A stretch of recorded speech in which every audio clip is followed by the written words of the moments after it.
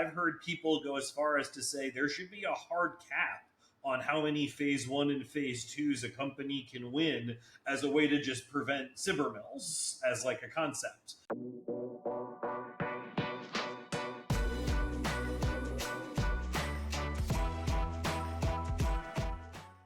Welcome to This Is Fine, the podcast where we dive into the gritty and usually not fun details of tech and government. This week we have Harold Smith, CEO of Monkton, an accidental SBIR expert, joining us today. With strong experience and expertise bringing innovation in acquisition and technology, Monkton was awarded a Phase 1 SBIR and Phase 3 for the Matter IDIQ for mobile apps to the tactical edge by U.S. Space Force.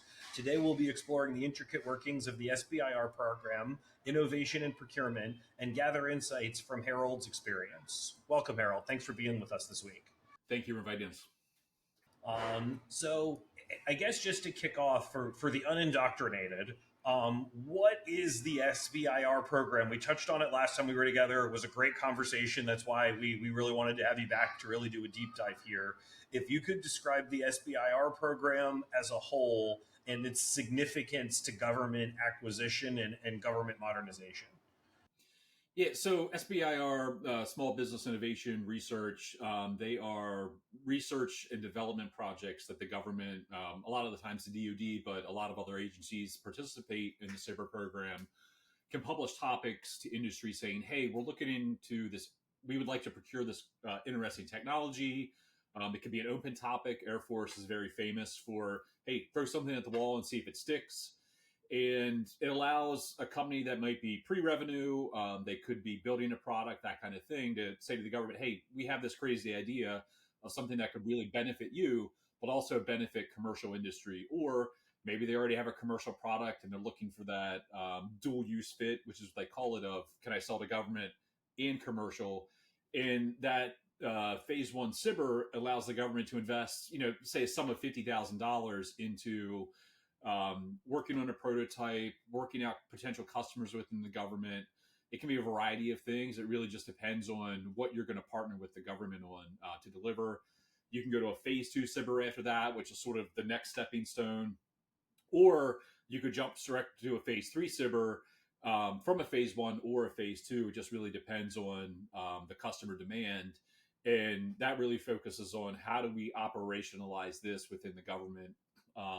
More procurement, easier procurement through pre-competed means, that kind of stuff. So a lot of the benefits of the cyber program are, it might be a little bit of money to start, but it allows you to, one, get a government customer if that's what you're looking for, two, get a foothold in the door, but three, it really gives you an advantage to procurement of it's a pre-competed contract vehicle that really allows the government, if you can find the right advocate, to quickly act and put task orders on that either IDIQ or other contract vehicle you might have that's a Phase 3 cyber.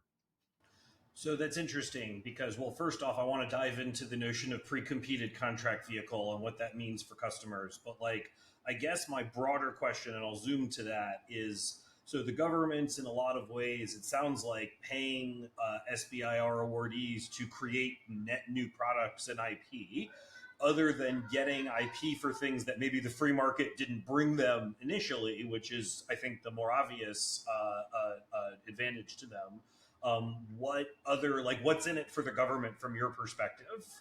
In your experience and with successful implementations using the SBIR model, what would you say from your vantage point is to the government? What makes it beneficial to the government?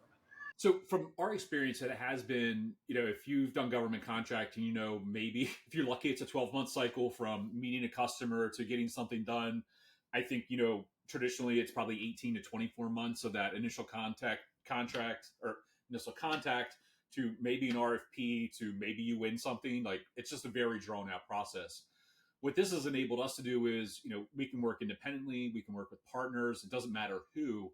It allows the government to rapidly acquire edge-based computing technologies from us, and it's a gamut of services, but it allows them to, within a week, they can come to us, say, hey, here's a mission, we need to solve this problem. We know what you guys do, we know what we can deliver, and what we can bring to the table as a government. And it allows us to work with them to deliver that capability. If you've ever done an OTA before, the way the phase three works for us has been it allows a lot of collaboration together with the customer. So it's not an RFP popping over the fence of, hey, we the government think this is what you need. It allows real collaboration between the government and partners with the government to say, hey, what you think you need might not be completely relevant. Like, here's a slight detour of this is probably the better fit for you that's going to get you where you want to be. And I think we all know telling customers, like, your ideas are good, but that's maybe not what you want to do isn't always the easiest. But this path has really enabled our customers to be successful because, one, they can work with us in our partner subject matter expertise, but in reality, it really enables more rapid acquisition, pre-competed, so that it's one easier for the warfighter acquisitions folks, but more importantly, it gets them to a decision point a lot faster. And for smaller companies, as you know, getting to a yes can be really hard. But if you can get to that a lot faster, it allows you to really help your government customer be successful. And that's really the value we found is it allows us to be successful, but also more importantly, our customer get to where they need to be. So it sounds like it's kind of a combination of it being both unique in the offerings that are on there and speed, obviously being a colloquial thing appreciated by the government, not necessarily by government contracts officers, but definitely by government end users. Yes. Speaking of contracts officers, I'm curious what familiarity, I mean, because you mentioned OTs, and OTs have had this interesting oscillation in popularity, I would say. It's almost like there were early adopters that pressed the OT button for everything. Some of them were wildly successful and they're very happy with it. And they've moved to traditional contracts and they would say, look at the success of this OT lifecycle. Others were just trying to do traditional contracting faster, which is very much not what OTs are supposed to be, but frequently ends up being that way more often than one would think. How would you contrast the OT and SBIR Phase 3 from a programmatic standpoint?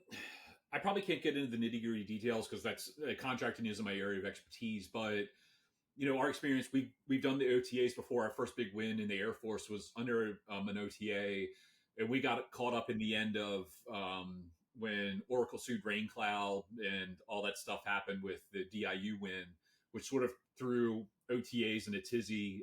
They wanted us to accept new terms and all this crazy stuff after our contract had been awarded, and we're like, no, that's okay.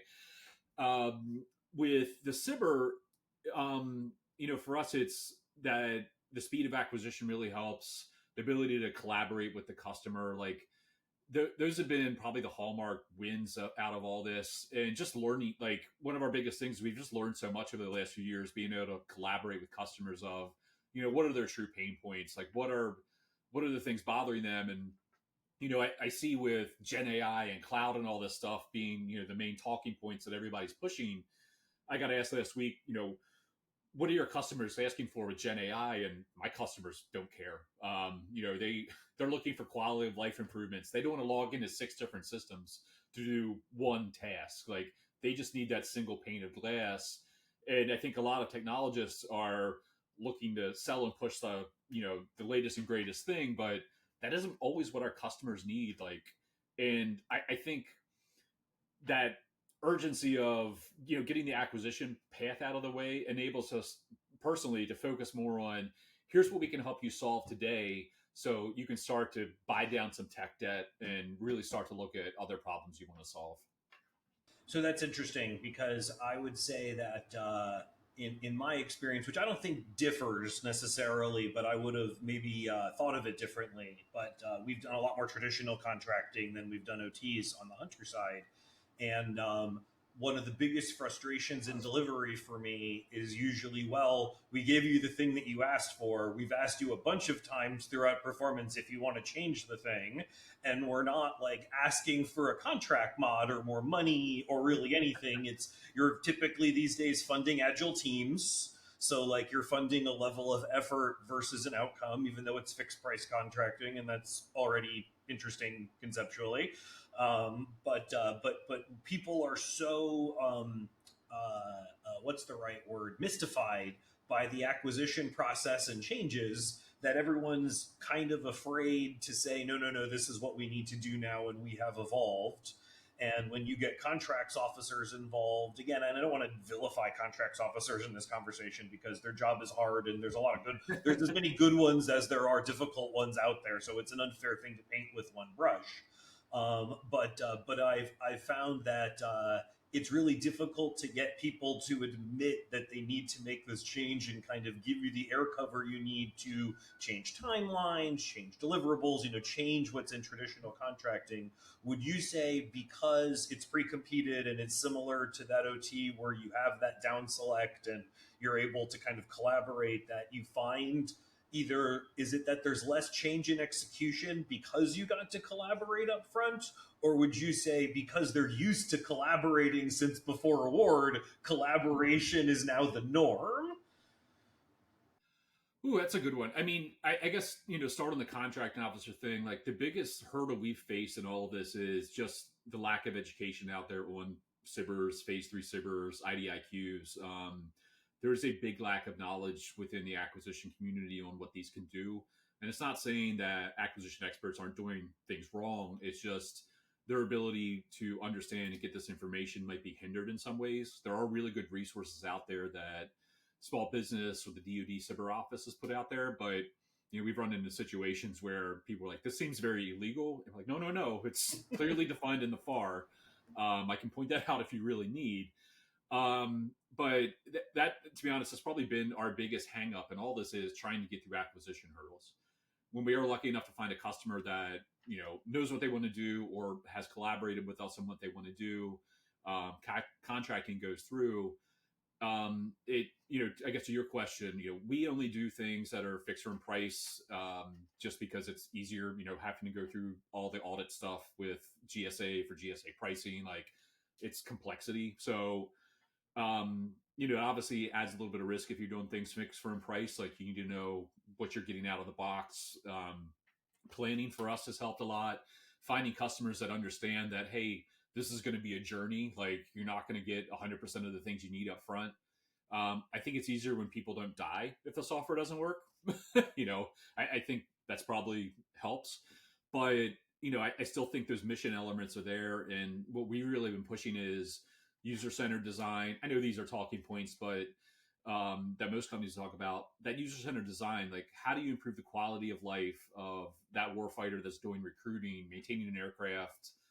Doesn't matter what it is, but how do you make their job easier? Because we all, I know we all have our businesses here and you get to sort of pick and choose the software you want, but some of it still sucks. And, but all the software they use is terrible inside the government that I've been shown. So, how can we collectively help them move to where we can help with recruiting, retention by giving people the technology that they would use internally, that they would use externally. Like I saw some graphic of, new enlistee on his phone is watching all the stuff going into work. And then it like turned into, a 1950s TV, like, black and white when he got into work. And, sadly, that's what a lot of our, federal employees, DoD employees are seeing when they go in is just that old legacy process. So I guess one of the first things that I would think about is once so obviously got to find the right customer, got to have someone that's willing to work through an innovative process that doesn't look like the standard service acquisition package that they're used to letting. There have been criticisms of the SBIR program. The term SBIR mill gets thrown around quite a lot. And I'm curious because there's the open recs for SBIRs, and then there's more of the, I'll call them shaped recs, right? Where you're not just kind of that aren't wired, but they are. Yeah, exactly. Well, no, exactly. And so I'm curious in what ways you think SBIR funding as a whole has really supported innovation and advancement of technology. Or is it just a better mousetrap for contracting where, again, it's unique and it needs to be fast? So, and I'm saying that, and I guess just to give you the why, I guess I'm trying to distill for listeners, is it that we need, if we had to, if we have a congressman listening that wants to improve the SBIR program, is it around inviting more people to do acquisitions faster with good partners? or is it around widening the aperture on whatever the du jour is of technology, be it AI, be it the mobility stuff that Matter looks at? Like, what would you say is the best way to improve it based on what's perfect today? Like I didn't really agree with how the government Congress really went about trying to reform it last, I guess it was last year, like, with the deadline and all that looming and the reauthorization. But I definitely do think, Harold's opinion, the SBIR mill thing really needs to be taken care of, because if you're a company just out there cranking out SBIRs year after year and not doing what the intent of the SBIR program is, then you know you're really not following the spirit of the law. And I think that's important. I think that really needs to be drilled down into. Like, if you've been awarded, some of these companies have been awarded hundreds of SBIRs over the years. I even think there's like ones that have won thousands. And The pie chart of it, when you look at number of companies related to SBIR dollars, is like incredibly vexing yeah, from a are we really creating innovation here, especially with the volume of phase ones and phase twos, where it's like they're just not graduating to useful implementation notionally, but we've still managed to give however many millions of dollars to these small firms to like ideate and then do nothing. yeah. At least that's the perception that comes, and certainly the thesis of a lot of the anything that says Cybermill in a article post, like that's its thesis, right? That's what they're trying to say. Honestly, there's a lot of external factors of why things don't go from phase one to two to three. Like, it can be, we've been told you have the best, widget in the world, but here's gonna like we have no path for somebody to use this in the next 2 years, even though it's going to solve an immediate problem, like an immediate problem. So, how do we escape the valley of death? How do you get more companies from phase one to two to three, or jump directly to phase three?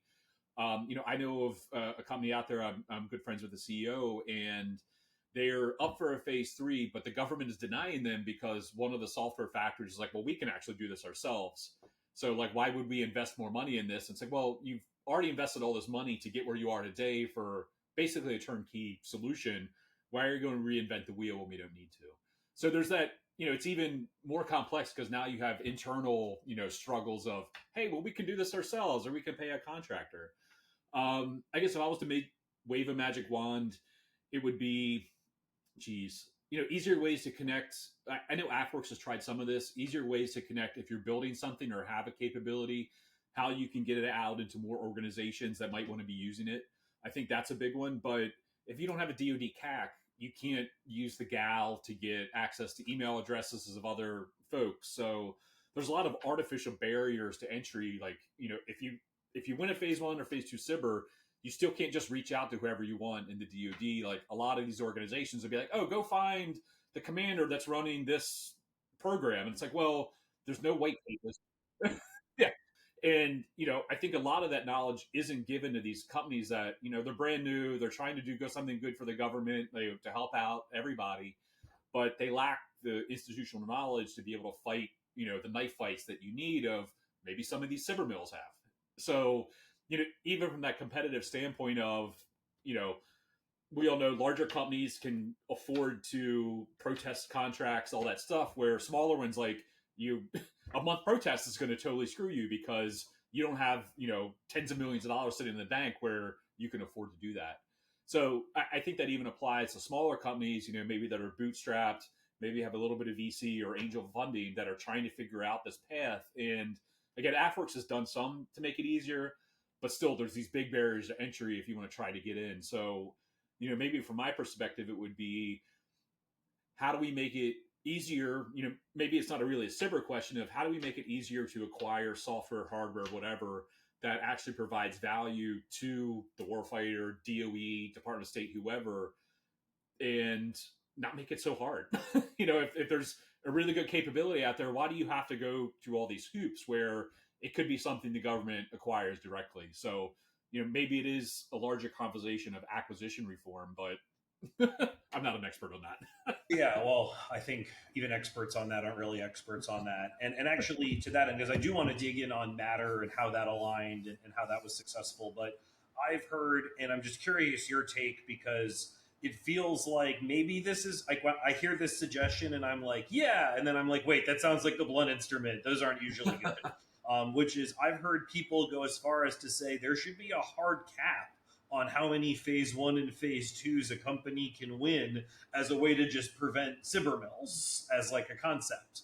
Now, and like when you hear and again, you see these pie charts and you see the thesis of cyber mills are bad. My immediate reaction is, yeah, get them. And then I'm like, wait, that doesn't feel very innovative. Like hard caps sound like inherently problematic.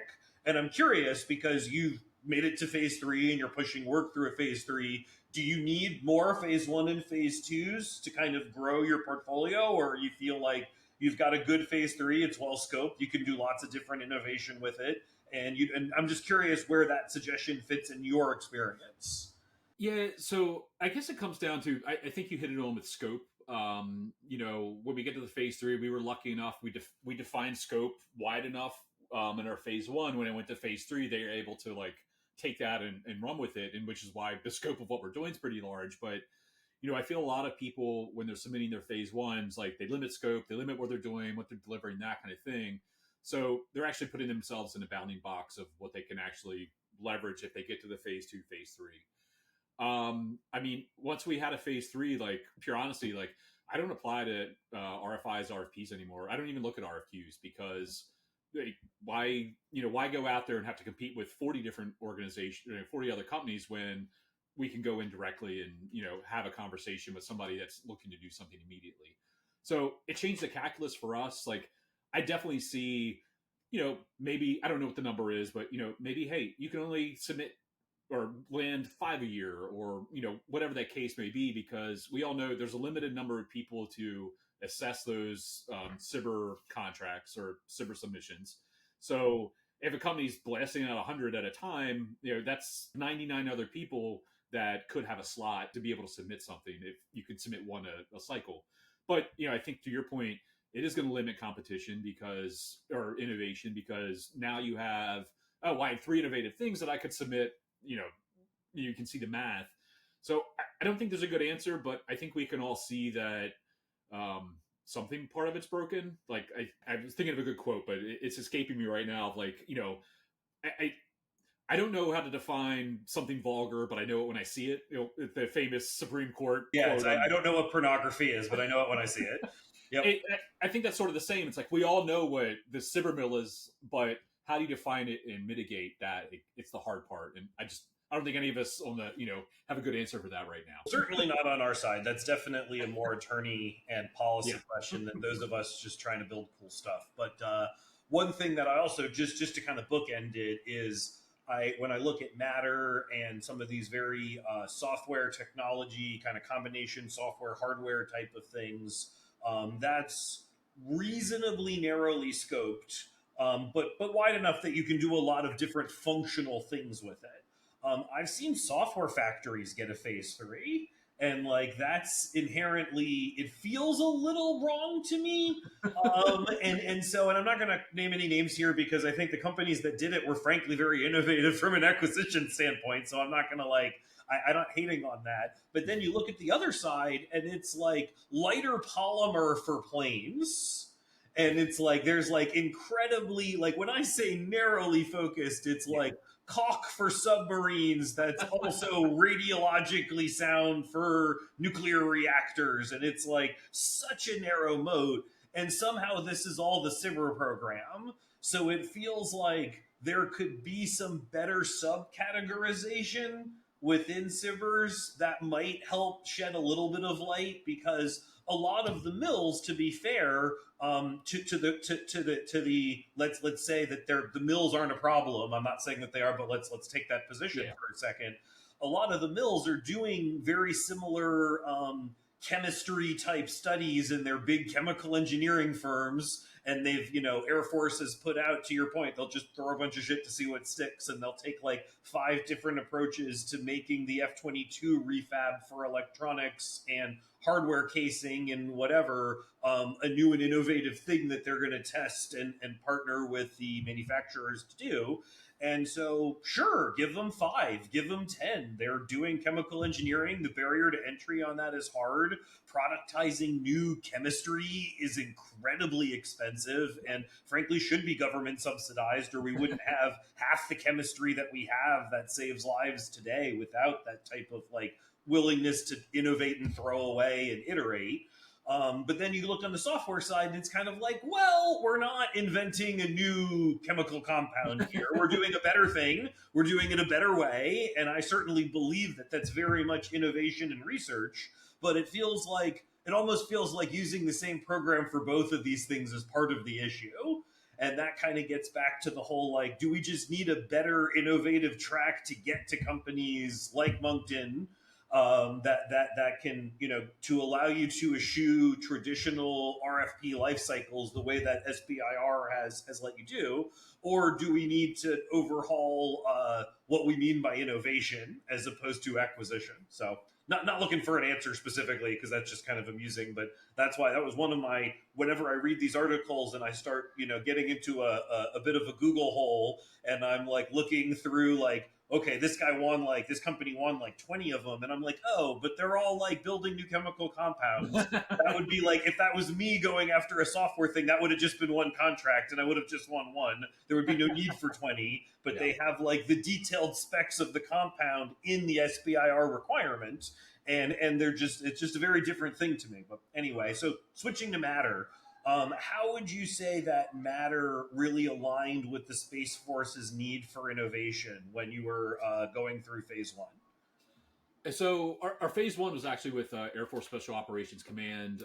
He's retired now, but Captain Tim Nolan was the one that we worked with. He was our technical point of contact.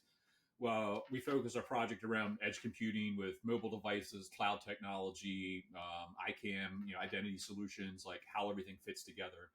That was in late summer of 2019. And then everything happened in 2020. We had actually submitted for the phase 2 SBIR with AFWorks, and there was a continuing resolution that got mucked up at the end of 2019, and then COVID happened. So that sort of just blew apart any phase 2s that were happening. It was part of right time in the right place. That always plays some into this. We got connected through some of our friends to Northcom, who was running point on, hey, we need to move Mercy Comfort. We need to set up field hospitals in mid-March of 2020. And they were able to take our phase 1 SBIR and migrate that, or whatever the proper term is, to a phase 3, because the work we had done and the scope we had set fit directly into, hey, how do we rapidly deliver capabilities to the edge using cloud, using mobile identity services and all that good stuff.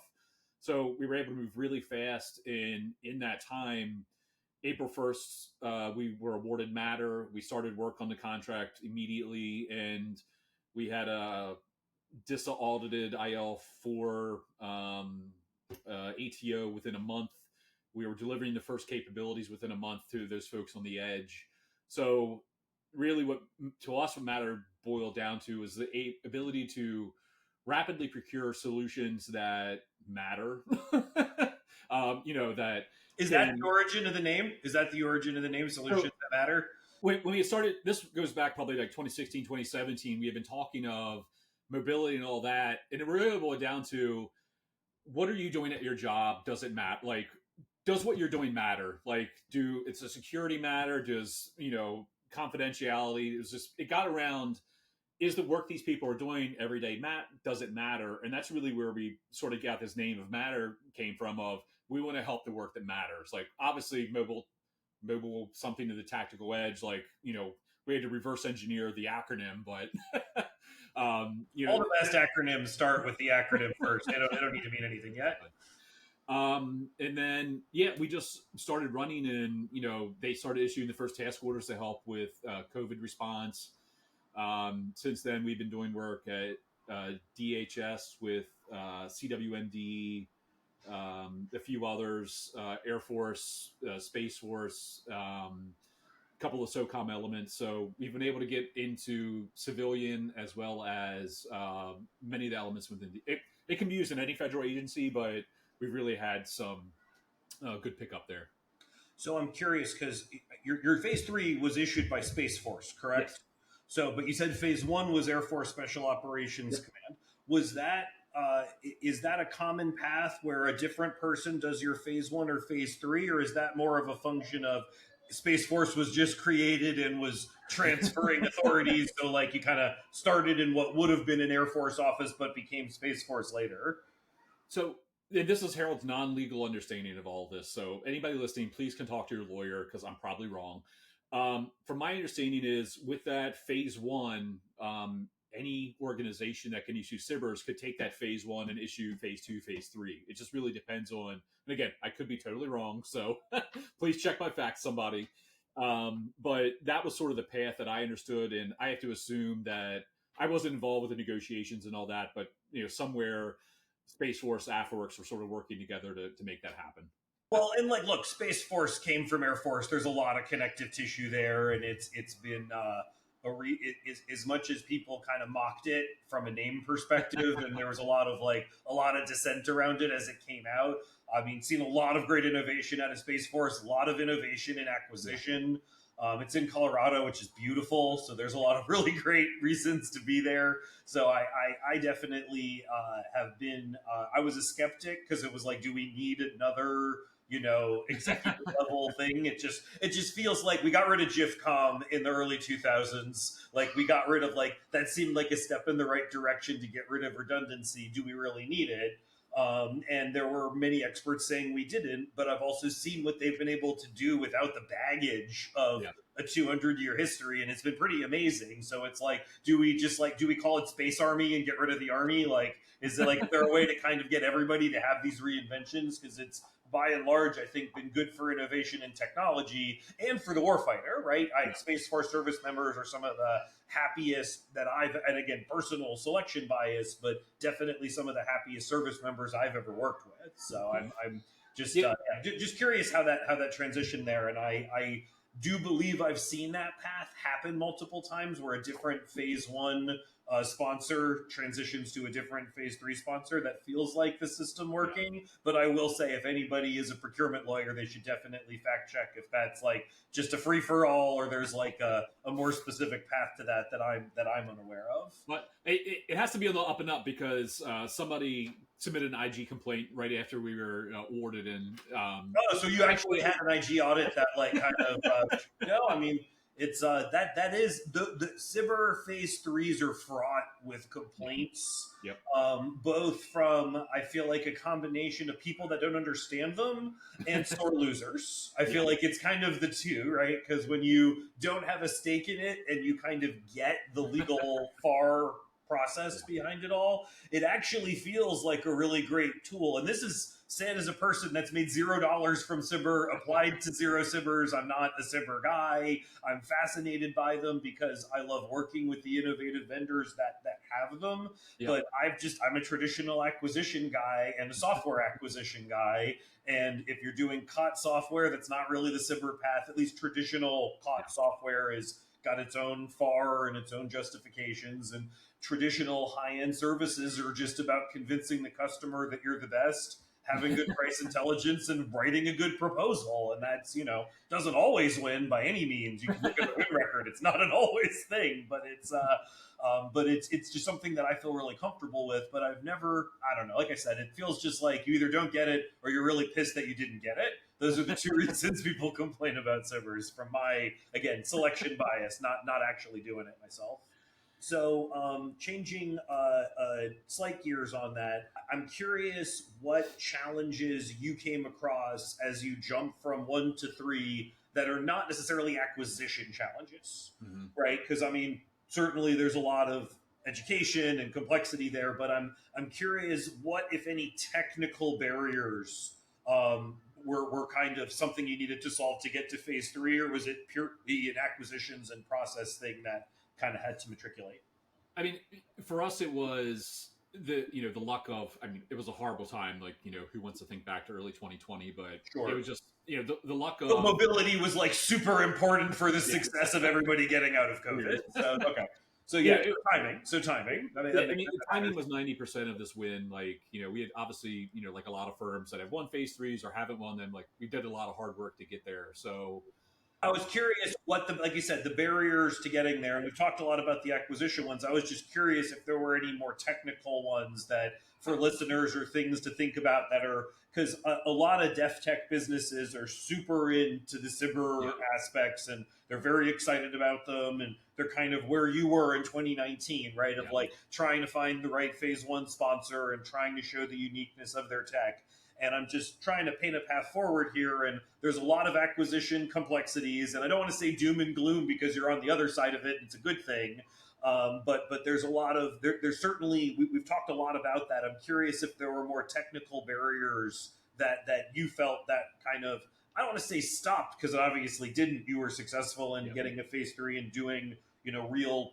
through production delivery work under phase three, but was there anything that kind of made it harder to get the phase three from a technology perspective that would help other at a high level help people think about it? Like, is it a have a production thing that works and really phase two is better, or if you do a phase one you're trying to skip to three, have a production demo to show people that proves that phase three is really possible? Like, those are that's just in my mind. And again, not being a Yeah. cyber guy, so I'm kind of amping here, but I, like, what's the what were those types of challenges for you, and what could you teach other people about that? I think just, maybe harping on back, like getting a hold of, other people within the government, like, it's just never easy if you lack the CAC PIV to, get to the address books, that kind of thing. Like, that was probably one of the bigger challenges. I mean, we were lucky that our customer was great. Like, you can't beat a good customer that wants to do well. And your customer can really set you up for success or not, in a lot of ways. So, that's always the luck of the draw. And, we really got lucky with Tim and he was a big help. And now that he's out, like, we chat all the time in these fun things. Um, yeah, that was probably one of the hardest one, like technical, I think with, obviously with NIST 800-171, you're supposed to be compliant, but with the CMMC stuff, like it's going to be interesting to see what the fallout is from that, of how that impacts companies. Like we've switched to the G Suite, I mean, Google Workspaces for everything with assured controls. I think that's probably for every or every company look to do business with the DoD where they might touch CUI. It's probably the best bang for the buck. Compliance wise, I think it's $600 a user a year. GCC is a lot more than that.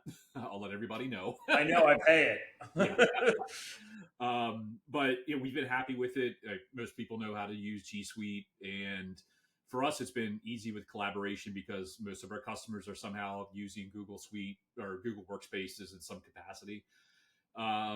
So I think those kind of requirements that people don't really pay much attention to are important. An easy way is just not touch CUI, like refuse to touch CUI, and you don't really have to worry about that as much. Well, and I will say, because I just to kind of tie that technical challenge to OTs versus SBIRs, because most OT consortia make you get your export control form, make you like very self attest, like beyond the typical sign here I self attest that I did 800-171. They really do make you have to have your SPIRS score.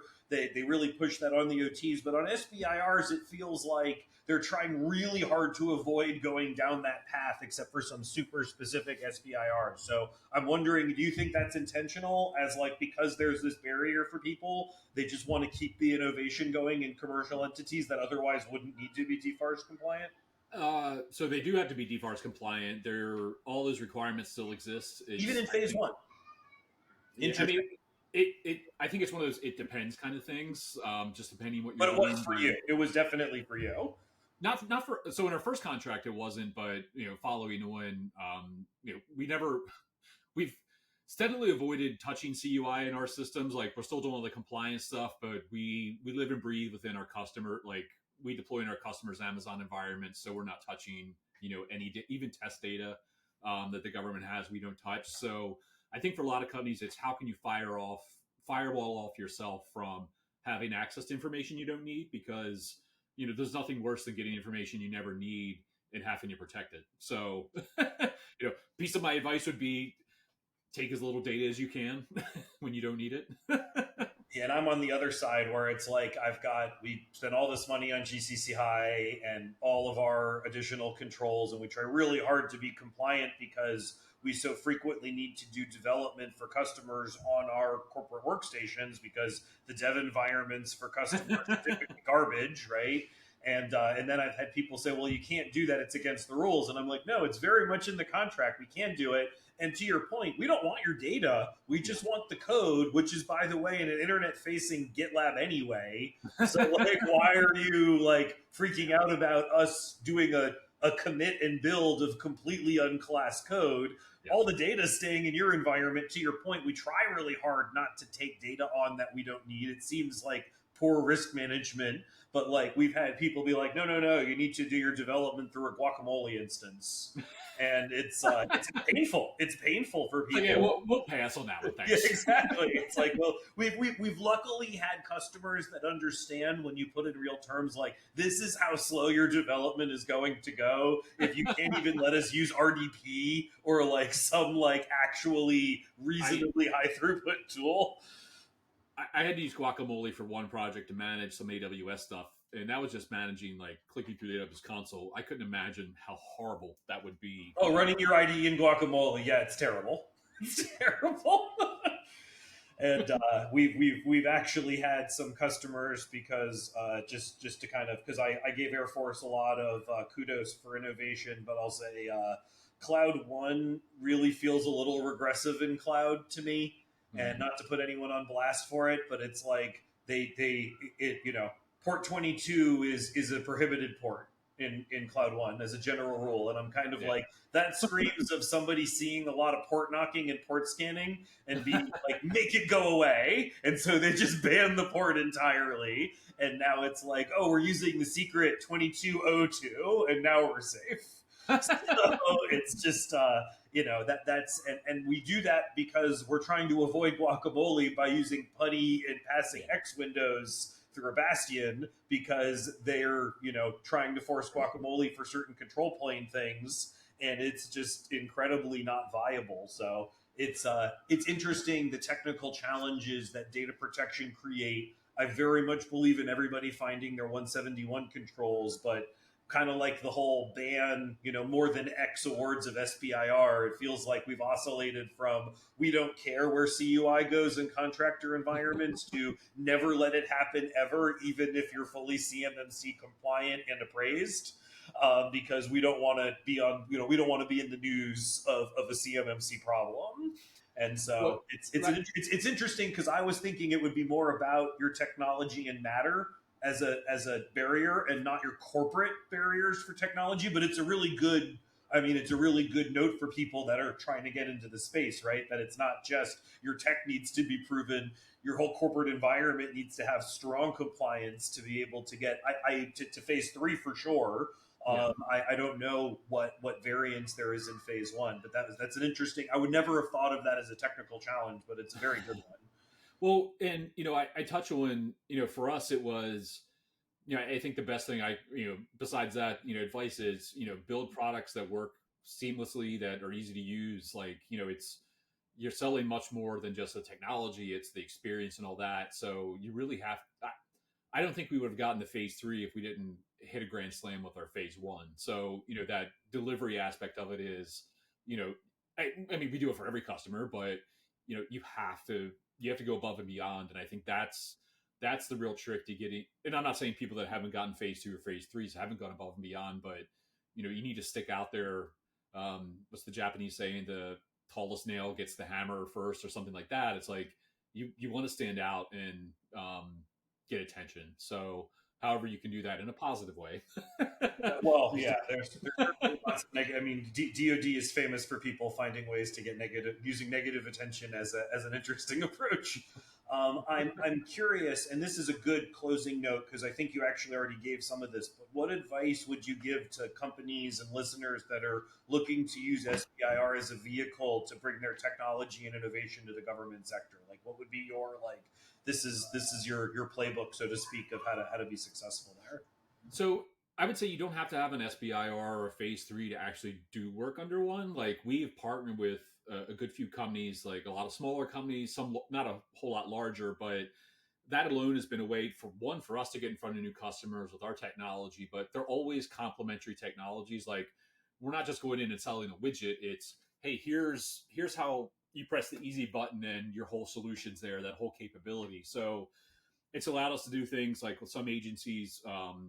It's not our area of expertise, but we partner with people on crypto analysis for Bitcoin, altcoin stuff. Like, but we're able to tie in how we get that to the edge, how we use cloud computing.